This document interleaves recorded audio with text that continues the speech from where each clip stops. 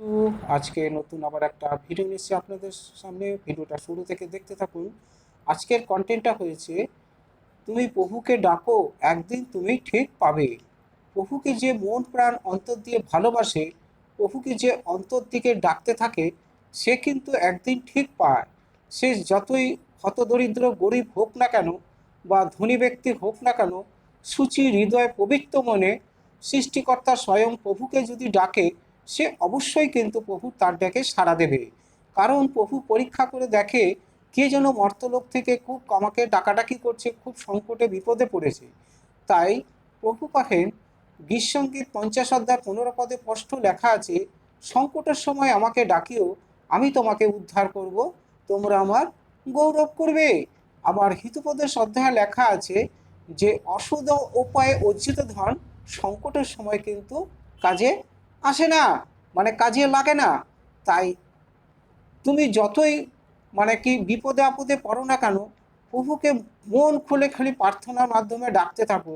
প্রভু কিন্তু স্বর্গের দূত পাঠিয়ে আমাদের সমস্ত বিপদ আপদের সমস্ত পথে ঘাটে আমাদেরকে রক্ষা করবে, উদ্ধার করবে। তাই প্রভুর উপরে আস্থা ভরসা বিশ্বাস রেখে আমাদেরকে চলতে হবে। তাই এখানে একজন ভাববাদী বলেছে যে, কিন্তু তুমি যদি নিশ্চয় তার রবে অবধান করো, মানে তার কথা অনুযায়ী চলো, এবং আমি যাহা যাহা বলি সে সমস্ত করো, তবে আমি তোমার শত্রুদের ও তোমার বিপক্ষের বিপক্ষ হব। মানে প্রভু আমাদের শত্রুদের শত্রু হবে, এবং আমাদের যারা বিপক্ষে কথাবার্তা বলে, বিপক্ষে চলে, তাদেরও কিন্তু বিপক্ষে হইব। যাত্রা প্রস্তাব 23 অধ্যায় 22 পদে স্পষ্ট লিখিত আছে।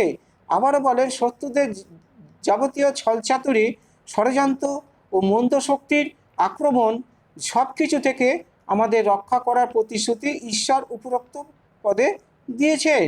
ঈশ্বরের অবাধ্য হলে বা ঈশ্বরের আজ্ঞাবহ না হলে শয়তান সহজেই আপনার জীবনে প্রবেশ করবে। তাই প্রভুকে খুব ডাকাডাকি করলে পরে, স্বর্গের ঈশ্বরের নাম ডাক যশ করলে পরে, ঈশ্বরের আজ্ঞাবিধি শাসন যে কেউ মেনে চললে শয়তান আমাদেরকে কখনো হিলাতে পারবে না। আর প্রভুর কাছে এসে প্রভুকে যদি নাম ডাক আমরা যশ না করি, প্রভুর কাছ থেকে অনেক দূরে সরে যাই, তাহলে কিন্তু আমাদের জীবনে অনেক অনেক তাড়না আসবে। সেগুলো কে করে? এগুলো করে অশুভ শক্তি, শয়তান।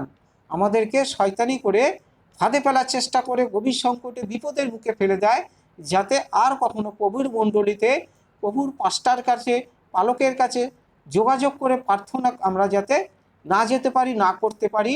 আমরা আগের মতো অধর্মের পথেই যেন চলতে ফিরতে পারি, সেই দিকেই আমাদেরকে কিন্তু চেষ্টা করে, সেদিকেই আমাদেরকে দিক ভুল করে নিয়ে যায়। তাই প্রভুই একমাত্র পথ, এই পথেই তোমরা চলো, একদিন তোমাদের মঙ্গল হবেই হবে। হালেলুয়া।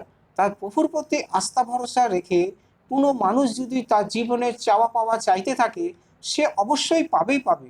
তার জীবনে আশা আকাঙ্ক্ষা উদ্দীপনা সবসময় তার রূপায়িত হবেই হবে, কারণ প্রভুই করবে। প্রভু কিন্তু পৃথিবীর বুকে এসেছিল আমাদেরকে দিতে এসছে, কোনো কিছু চাইতে বা কোনো কিছু নিতে আসেনি। তাই প্রভু আমাদেরকে পাপ অপরাধ থেকে মুক্তি করতে, সমস্ত রোগ ব্যাধির হাত থেকে সুস্থতা করতে, সমস্ত দুঃখ কষ্ট অভাব অনটন থেকে পরিত্রাণ করে দেয়।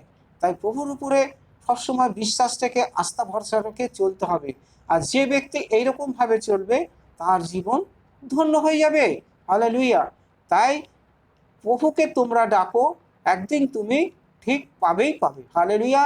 তাহলে আজকের কন্টেন্টটা এই পর্যন্ত। সবাইকে জয় যিশু।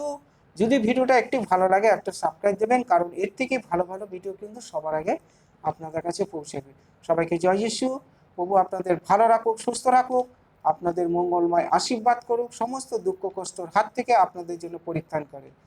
জয় হোক প্রভু, জয় হোক। সবাইকে জয় যিশু। আমেন।